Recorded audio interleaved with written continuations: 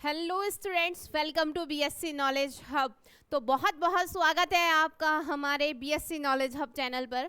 तो देखिएगा, बहुत डर लग रहा होगा ना सभी को कि कल एग्ज़ाम है, लास्ट मिनट है, क्या पढ़ के जाए और क्या नहीं पढ़ के जाए। तो इसी चीज़ का सॉल्यूशन लेके आया है बीएससी नॉलेज हब आप सभी के लिए। भाई जो क्वेश्चंस हम लेके आए हैं ना, आपके लिए बहुत सेलेक्टेड क्वेश्चंस हम आप सभी के लिए लेकर आए हैं, और वो क्वेश्चन इस तरीके से लेके आए हैं कि एग्जामिनर कहीं से भी घुमा के दे। क्या करता है एग्जामिनर? सिर्फ क्वेश्चंस को घुमाता है। भाई सिलेबस तो वही है ना आप सभी का, है ना? तो इन सब चीज़ का सॉल्यूशन लेके मैं आप सभी के सामने आई हूँ। तो स्टार्ट करते हैं सेकंड सेमेस्टर फिजिक्स के जो मोस्ट इम्पोर्टेंट क्वेश्चंस हैं। देखिएगा, आइएगा हम यूनिट फर्स्ट की बात करते हैं। यूनिट फर्स्ट की हम बात करते हैं तो यूनिट फर्स्ट में सबसे पहला जो क्वेश्चन बनता है वो क्या बन रहा है? कूलाम के नियम से हमें गॉस का नियम व्युत्पन्न करना है।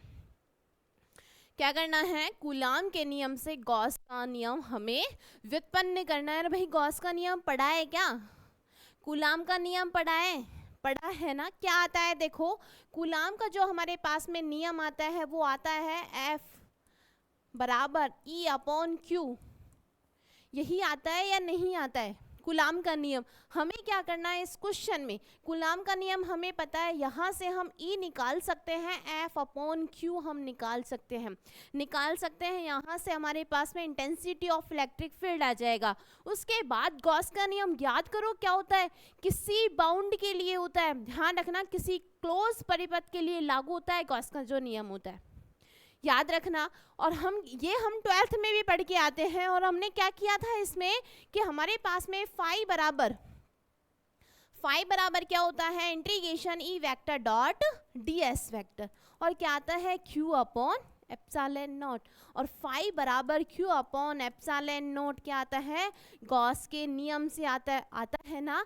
यहाँ से हमें क्या करना है? जिस भी कंडीशंस के लिए पूछे आपको अप्लाई कर देना है। ई बाहर लेना है, ds कर देना है बच्चा। ध्यान रखना है इस क्वेश्चंस को। तो हम इससे गॉस के नियम से हम कूलाम का जो नियम है, कूलाम के नियम से गॉस के नियम व्युत्पन्न कर सकते हैं। ध्यान रखना। आइए दूसरे क्वेश्चंस की हम बात करते हैं। देखिएगा बच्चा, जो दूसरा क्वेश्चन है हमारा, उसमें क्या है? हमें व्युत्पन्न करना है कर्ल, डाइवर्जेंस और ग्रेडियंट। अब होता क्या है देखिएगा, हम डाइवर्जेंस की बात करते हैं, डेल डॉट कोई ए वेक्टर है हमारे पास में। ध्यान रखना, जब डाइवर्जेंस करते हो आप तो आपके पास में क्या आती है? एक अदिश राशि आती है, स्केलर क्वांटिटी आपके पास में निकल के आती है। और यहाँ जो डेल वेक्टर है वो क्या होता है? I cap del upon del x plus j cap del upon del y plus k cap upon del z. ध्यान रखना एक चीज़, बहुत कम चांसेस है अदर में पूछेगा, वो पूछेगा कार्टेशियन कोऑर्डिनेट में, कार्तीय निर्देशांक में। और मैंने आपको अपनी क्लास में बहुत अच्छे से करवाया हुआ है। क्या करना है? नहीं आना। सबसे पहली बात, क्वेश्चन छोड़ के नहीं आना है किसी भी हाल में आपको। कोई बात नहीं, शॉर्ट करके आइए लेकिन करके आइएगा, ठीक है? यहाँ से हम डाइवर्जेंस निकाल लेंगे, कर्ल निकाल लेंगे। कैसे? Del cross a vector, i cap j cap k cap रख दें, del upon del x, del upon del y और डेल अपॉन डेल जेड। यहाँ से ए एक्स, ए वाई और ए जेड हम निकाल सकते हैं। ऐसे अदिश क्षेत्र की प्रवणता मतलब क्या होता है? ग्रेडियंट होता है हमारे पास में। और ग्रेडियंट हम कैसे निकालते हैं? ये कोई भी हमारे पास में क्या है, स्केलर क्वांटिटी है, उस पर हमने क्या लगा दिया? डाइवर्जेंस। हमने क्या लगा दिया? डेल ऑपरेटर ऑपरेट कर दिया, तो वो जो राशि हमारे पास में निकल के आती है वो आती है बच्चा सदिश राशि। ध्यान रखना, ये छोटी छोटी चीज़ें हैं जो ध्यान रखनी है हमें एग्जाम टाइम पे, ठीक है? फिर हम बात करते हैं लाप्लास और पॉइसन इक्वेशंस की। ध्यान रखना, लाप्लास और पॉइसन इक्वेशन बहुत ज़्यादा चांसेस है। बहुत ज़्यादा चांसेस क्यों है? ये पूछेगा इसके अनुप्रयोग, क्योंकि यदि आपको लाप्लास पॉइसन इक्वेशन पूरी पढ़नी पड़ेगी, तब जाके आप उनके एप्लीकेशन सॉल्व कर पाओगे। और एप्लीकेशन में एक जो एप्लीकेशन है बहुत ज़्यादा इंपॉर्टेंट है लाप्लास का और पॉइसन का। क्या, कौन सा इंपॉर्टेंट है? उसने कोई 2 प्लेट ले ली हमारे पास में, ठीक है? कोई दो प्लेट है, इसका पोटेंशियल phi1 phi2 उसने मान लिया, इनके बीच की दूरी d है।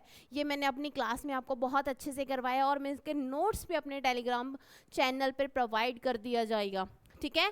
ये एप्लीकेशन करके जाना है, phi1 phi2 बहुत बार पूछेगा आपसे, ध्यान रखना है, ठीक है। हम बात करते हैं फोर्थ क्वेश्चन की। फोर्थ क्वेश्चन में क्या है, एक समान आवेशित गोलीय कोश के कारण गोले के अंदर, गोले के बाहर और गोले के छेद पर करना क्या है भाई, आपने निकाला है, निकाल लिया। के क्यू अपॉन क्या आता है आपके पास में, के क्यू क्या आता है, आर स्क्वायर आता है, आता है या नहीं आता है।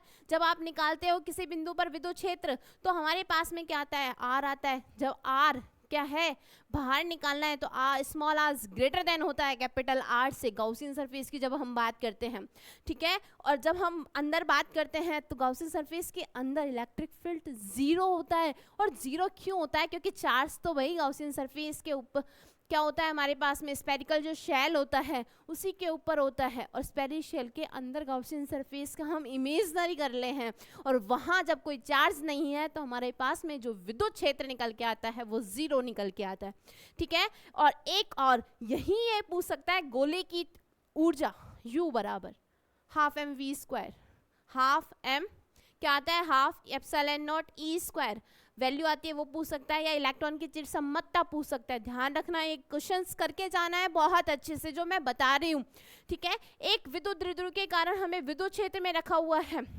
बलागुण निकालना है, टॉ बराबर पी साइन थीटा निकल के आता है ना, टॉर्क क्या निकल के आता है भाई, टॉर्क आता है पी साइन थीटा, ये आता है, ये हमें करके जाना है विद्युत ध्रुव के कारण, ये विभव हमें निकालना है, ध्यान रखना है यार। अब बात करते हैं सेकंड यूनिट की। सेकंड यूनिट क्या है बच्चा, हमें संबंध व्युत्पन्न करना है, किस किस में, ध्यान रखना, संबंध पूछेगा इन दोनों में से 101% यदि संबंध आया तो यही से पूछेगा। क्या पूछेगा, सबसे पहले क्लासियस मैसोटी संबंध पूछेगा, ठीक है। और क्या पूछेगा, क्लासियस मैसोटी इक्वेशन कौन सी होती है, NL/3 epsilon not epsilon ER minus epsilon ER plus 2 होती है। समझ में आ रहा है आप सभी को। देखिएगा ये क्या होता है, हमारे पास में विद्युत प्रवृत्ति हमारे पास में होती है XC बराबर क्या होता है ये, और परमाणिक ध्रुवणता अल्फा। या तो इन दोनों के बीच में रिलेशन आपसे पूछ लेगा कि इन दोनों के बीच में रिलेशन क्या होता है, ठीक है, वहां से फिर ये वैल्यू निकलवाएगा। क्लासियस मैसोटी संबंध बहुत ज्यादा चांसेस है पूछने के। फिर हम बात करते हैं विद्युत द्विध्रुव तथा परमाणिक ध्रुवणता, इसको क्वेश्चंस बन सकता है परमाणिक ध्रुवणता का, ध्यान रखना है। आगे बात करिएगा, हमारे पास में आता है परावैद्युत माध्यम में गॉस के नियम से क्या करना है, गॉस का नियम व्युत्पन्न करना है। दूसरा, विद्युत विस्थापन सदिश D वेक्टर बराबर, दो तरीके से क्वेश्चन पूछ सकता है, या तो वो डायरेक्ट पूछेगा विद्युत विस्थापन सदिश को स्पष्ट कीजिए, या वो क्वेश्चन पूछेगा बच्चा कि D वेक्टर बराबर P vector plus epsilon not E vector को स्पष्ट या व्युत्पन्न कीजिए। क्वेश्चन दो तरीके से पूछेगा, हमें कंफ्यूजन नहीं होना है, ओके। फिर हम बात करते हैं थर्ड, एक चीज और बहुत मजेदार सी मैं आपके लिए लेके आई हूँ। जो ये थर्ड क्वेश्चन है ना, ये वाला बहुत बड़ा लग रहा होगा, लेकिन नहीं, यदि आपने ये क्वेश्चन कर लिया ना, यहाँ से यहाँ सेकंडों में पहुंच जाओगे। कैसे, क्वेश्चन इतना बड़ा लग रहा है, एग्जामिनर ने इसी क्वेश्चन को एक स्टेप और बढ़ा के दे दिया और कुछ नहीं किया। देखो क्या पूछे, गोले के अंदर विद्युत क्षेत्र का मान ये पूछ लिया उसने, क्या निकाली है वैल्यू, उसने निकाली है E बराबर 3 अपॉन एप्सिलॉन ER प्लस 2 बराबर, सॉरी क्या निकाल लिया, ये निकाल लिया उसने, ठीक है, एप्सिलॉन नॉट उसने कर लिया। अब भाई एक चीज मेरे को बताइएगा, यहाँ से क्या बताना है, ये एप्सिलॉन नॉट E है, ठीक है, ये यहाँ से यदि मैं वेक्टर लगातू तो यहाँ भी वेक्टर आ जाएगा ना। और यहाँ इस क्वेश्चन में P वेक्टर पूछ रहा है, और P वेक्टर और E वेक्टर में रिलेशन क्या होता है, कोई मुझे बताएगा कितना होता है भाई। P वेक्टर बराबर होता है एप्सिलॉन नॉट काई E इनसाइड, और ये क्या दिया हुआ है मेरे पास में, इनसाइड गिवन है। अब क्या करना है, यदि मुझे ये रिलेशन याद है और ये वैल्यू तो पुट करनी है, करनी है या नहीं है? करनी है ना। और हम जानते हैं ये बराबर होता है विद्युत प्रवृत्ति किसके बराबर होती है? एप्सिलॉन ER -1 के। रखो दो वैल्यू भाई, आ गया आंसर आपका। ये लो, क्या आया है इसकी जगह? ER -1 और ER +2, और यहाँ क्या आ गया? A0 vector. बताओ आया है या नहीं आया? अरे आया है या नहीं आया? तो मैं क्या कह रही हूँ, आंसर आपको पता होता है। बच्चा कंफ्यूज कहाँ होता है कि एक एग्जामिनर ने, ये आपको पता है यहाँ तक करके आए हो, यदि ये दे दिया तो बच्चा घूम जाएगा ये वाला। लेकिन हमें ऐसा नहीं करना है, हमें ऐसा नहीं करना है बच्चा। ये के में कंफ्यूज नहीं होना है, के यही वाली चीज है, के यही वाली चीज है ER, और यहाँ इसने एक स्टेप चेंज कर दिया। देखो परावैद्युतांक लिख रखा है के परावैद्युतांक। विद्युतशीलता होती है या नहीं होती है? बताओ भाई, होती है ना। हम इस स्टेप को इस तरीके से कर सकते हैं। एग्जामिनर ऐसे नंबर देगा क्योंकि स्टेप के आंसर होते हैं, ये ध्यान रखना है, ठीक है। फिर हम बात करते हैं फोर्थ क्वेश्चन की। फोर्थ क्वेश्चन क्या है? ध्रुवित गोले के अंदर विद्युत क्षेत्र E वेक्टर बराबर P vector upon 3 epsilon not निकलवा सकता है बच्चा, और ध्रुवित गोले के बाहर भी निकलवा सकता है। विभव हमें निकालना है, साथ साथ एनर्जी इलेक्ट्रिक फील्ड हमें निकालना है। और मैंने एक चीज बताई थी, E वेक्टर बराबर होता है माइनस डेल वेक्टर या V, या मैं लिख सकती हूँ डेल V अपॉन जो भी हमारे पास में है R और थीटा, दोनों के रेस्पेक्ट आप क्या कर दोगे? इसका डिफरेंशिएट कर दोगे या नहीं करोगे? R के रेस्पेक्ट कर दोगे, फिर थीटा के रेस्पेक्ट कर दोगे। दोनों के रेस्पेक्ट जब आप डिफरेंशिएट करोगे तो वैल्यू निकल के आएगी E वेक्टर की आपकी। समझ में आ रहा है क्या करना है? तो आपको ये वाली चीज याद रखनी है। यदि आपके पास पोटेंशियल है तो विद्युत क्षेत्र आप निकाल सकते हो। अब आइएगा फोर्थ यूनिट पर। फोर्थ यूनिट क्या है, सॉरी थर्ड यूनिट क्या है आपके पास में? थर्ड यूनिट सबसे पहला क्वेश्चन बायो-सावर्ट नियम, और बायो-सावर्ट नियम पूछेगा, ध्यान रखना। चुंबकीय सदिश विभव से आप क्या समझते हैं? चुंबकीय सदिश विभव की सहायता से बायो-सावर्ट का नियम व्युत्पन्न करना, ये चीज का ध्यान रखना। क्वेश्चन ऐसे देगा आपको। आइएगा, दूसरा है एम्पियर के नियम का समाकलन और अवकलन रूप हमें निकालना है। पढ़ के आए हैं ना भाई बहुत अच्छे से। और क्या करना है? एम्पियर का परिपथीय नियम हमें पढ़ना है। वृत्तक किसमें? वृत्ताकार धारावाही कुंडली के अक्ष पर। बड़ा क्वेश्चन बनेगा, यहाँ से छोटा क्वेश्चन नहीं बनेगा। यदि वृत्ताकार धारावाही कुंडली के अक्ष पर किसी बिंदु पर तीव्रता निकालना है तो बड़ा क्वेश्चन बनेगा, ध्यान रखना है। और मोस्ट इंपोर्टेंट, ये बहुत बार पूछा जाता है, ये क्या है हमारे पास में? बाउंड धारा JM बराबर del vector cross M vector, ठीक है। और यहाँ से क्या पूछेगा? इन्हीं का उपयोग करके हमें ये रिलेशन निकालना है, B वेक्टर बराबर mu naught H vector plus M vector, ठीक है। समझ में आ रहा है कैसा निकालेंगे? ये रिलेशन हो गया एक, ये रिलेशन ये पूछ लिया उसने, और एक ये रिलेशन पूछ लिया। क्या करना है? संबंध व्युत्पन्न करना है। भाई संबंध कैसे व्युत्पन्न कर सकते हो? आप एक इक्वेशंस पढ़ के आते हो मैक्सवेल की, पढ़ के आए। यहां से ये J की वैल्यू रख देती हूँ मैं बाउंड में और फ्री में, ये रख दो। ये लो भाई, तुम्हारे कहने पर मैं सब कुछ कर दूंगी। ये लो, फ्री और बाउंड में कर दिया, और बाउंड की मैंने यहाँ से वैल्यू रख दी है उठा के। कितनी हो गई है मेरे पास में? बताओ। Del cross M vector plus JF है या नहीं है? यहाँ से B del cross B vector upon mu naught कर दिया, ये म्यू नॉट इसके नीचे लेके आई हूँ। क्या बचा है? Del cross M vector plus JF। अब ये डेल वाली टर्म्स को एक तरफ ले लिया मैंने, कॉमन लिया, क्रॉस क्या आया है बताओ? B vector upon mu not minus M vector बराबर आया है JF। दो तरीके से रिलेशन पूछ सकता है, इसको H मान लिया तो डेल क्रॉस H वेक्टर बराबर हो गया, ये हो गया फ्री करंट के लिए, ठीक है। यदि बाउंड के पूछे तो ये वाला रिलेशन कैसे आ जाएगा? ये यहां से आ जाएगा, ये लो देखो,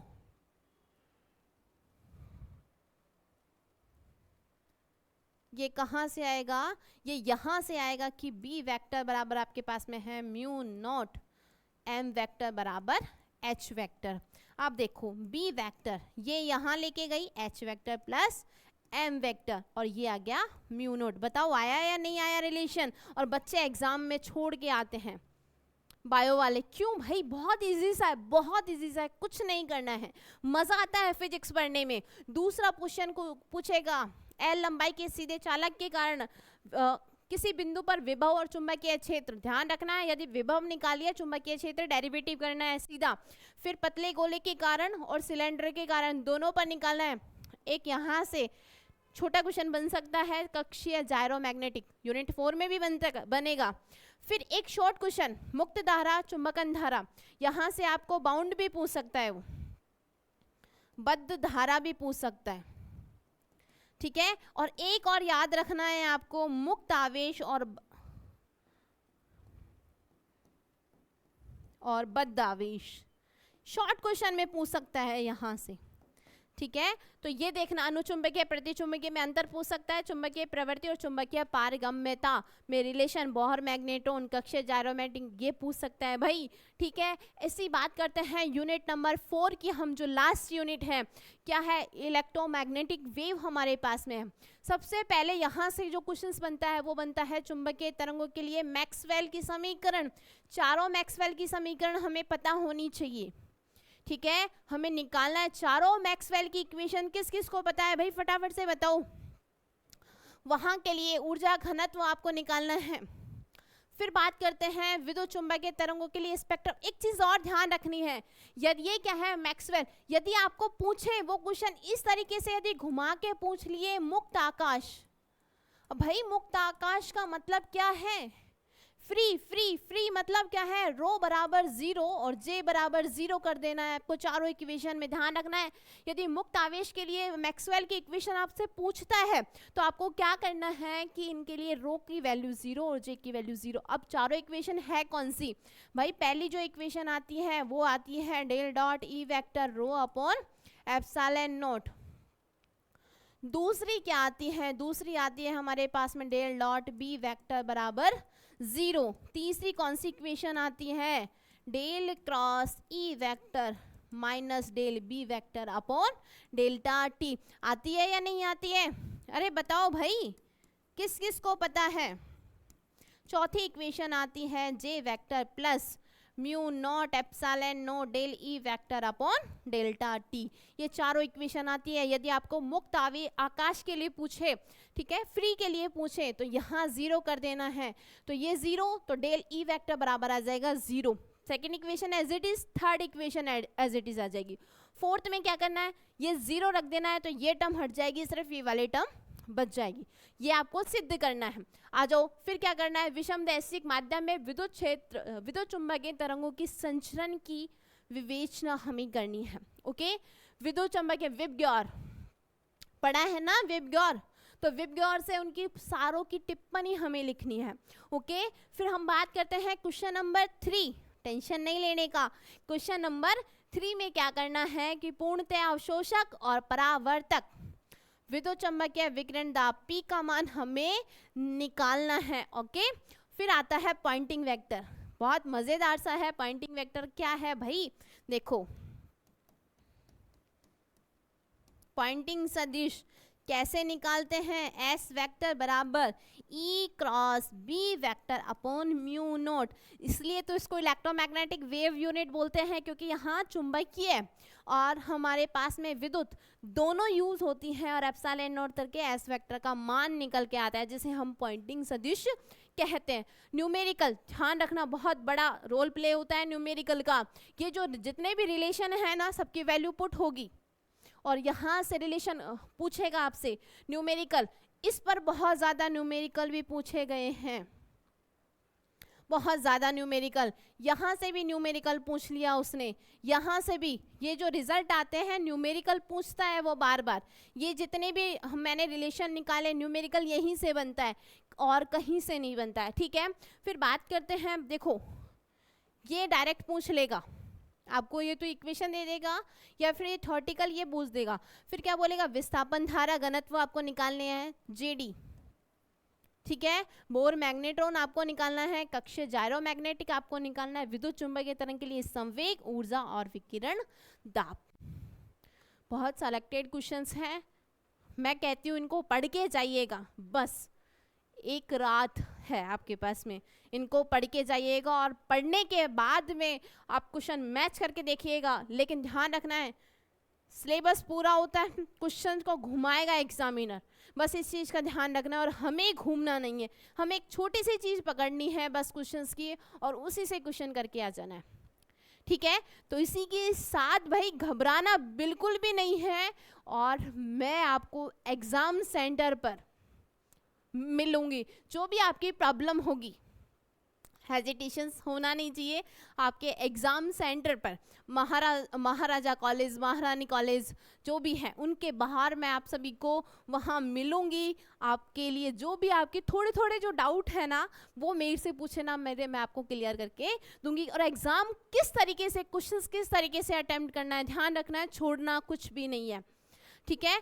कुछ नहीं आ रहा, उससे उसका रिलेशन आ रहा है, वो आ रहा है, करके आओ। लेकिन स्टार्टिंग के 5 पेज आपको ऐसे करने हैं कि एग्जामिनर का दिमाग घूम जाना चाहिए आपके, और इस तरीके से राइटिंग किया एग्जामिनर आपके जो आगे करके आए उन्हें आपकी कॉपी चेक ना करें। क्यों? यदि आपके 5 जो पेज हैं बहुत सटीक हुए, तो एग्जामिनर सोचेगा भाई इसने इतना सटीक किया है तो आगे भी तो अच्छा किया होगा ना। आपके बैक क्या किसी हाल में अच्छी परसेंटेज बनने से कोई नहीं रोक सकता, ठीक है। तो इसी के साथ बेस्ट ऑफ लक, मिलते हैं आगे की वीडियो में, तब तक के लिए राधे राधे।